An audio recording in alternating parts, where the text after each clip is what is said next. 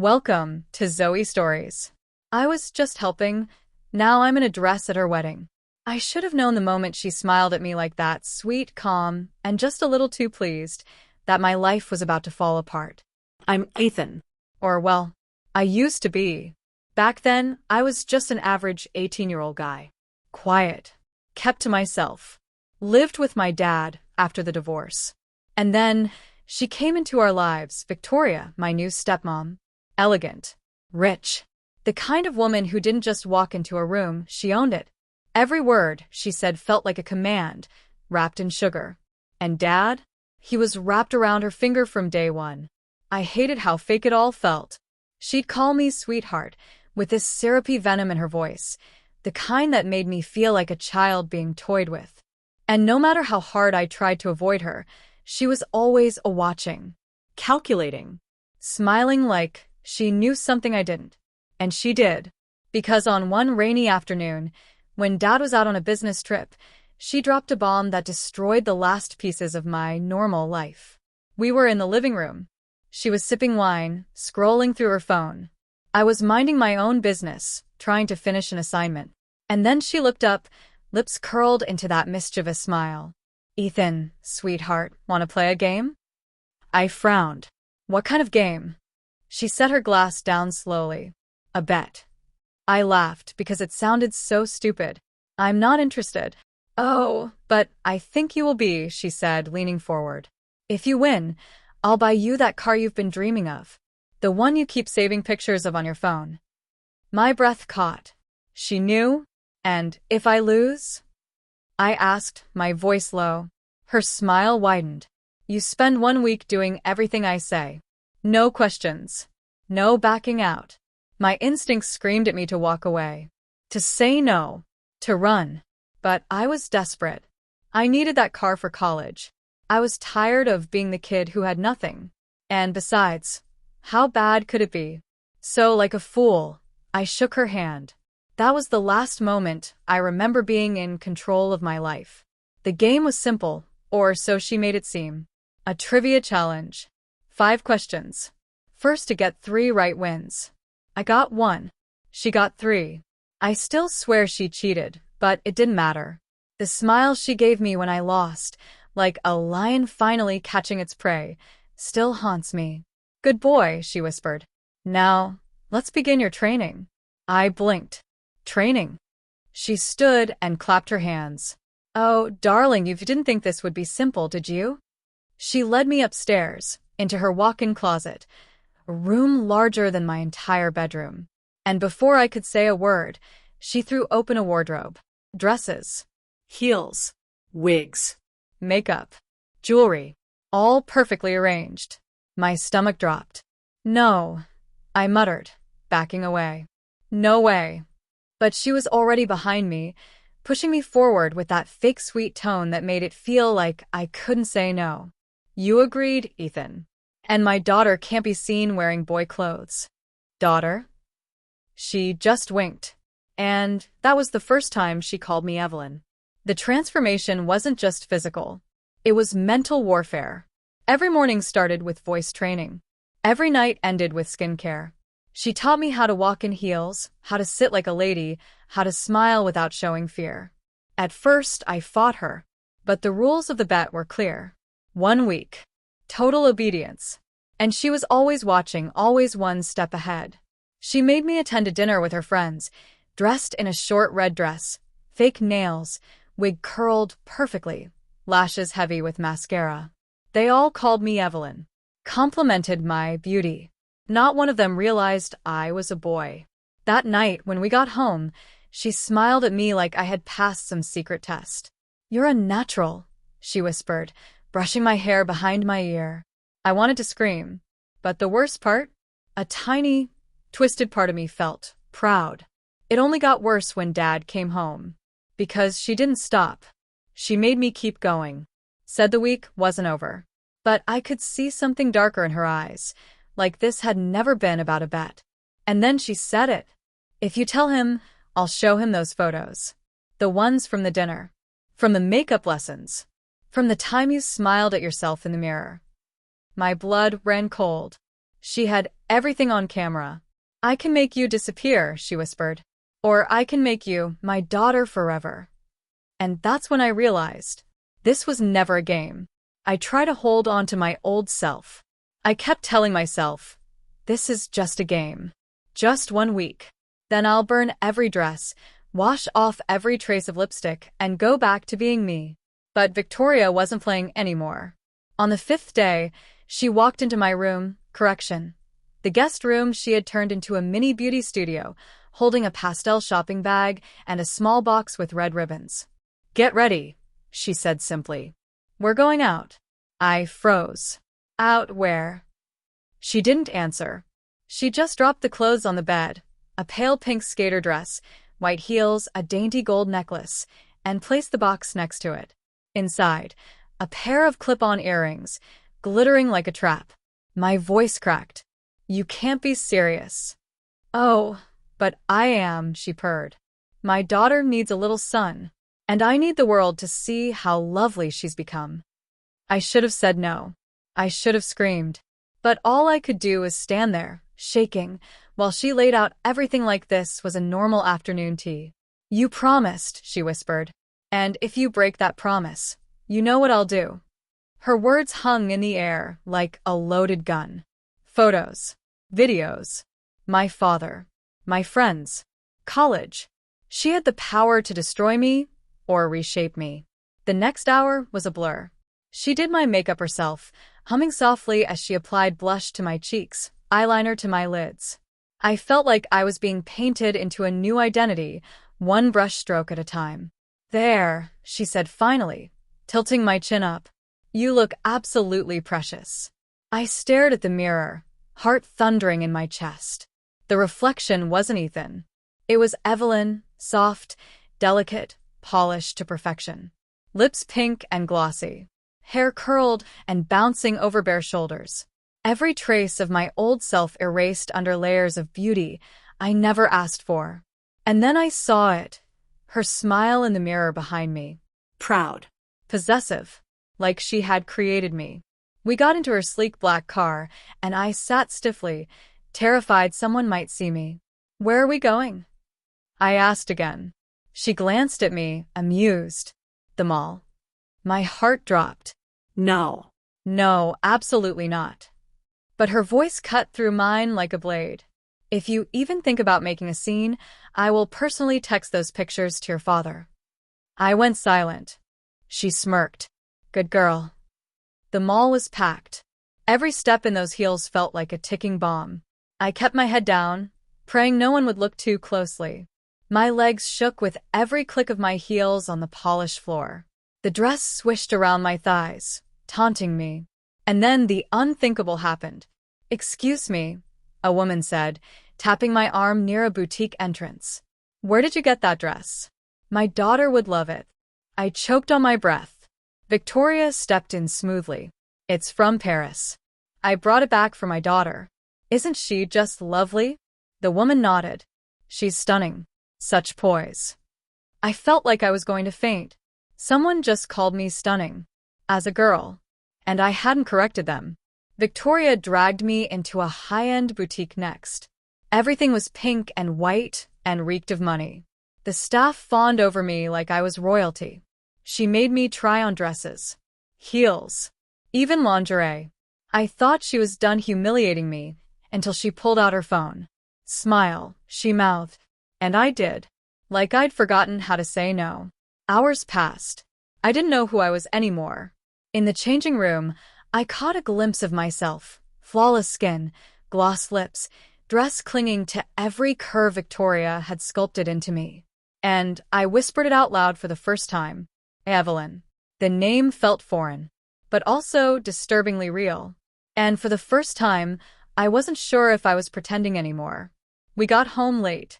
I kicked off the heels and collapsed onto the bed, mascara smudged, my mind spinning.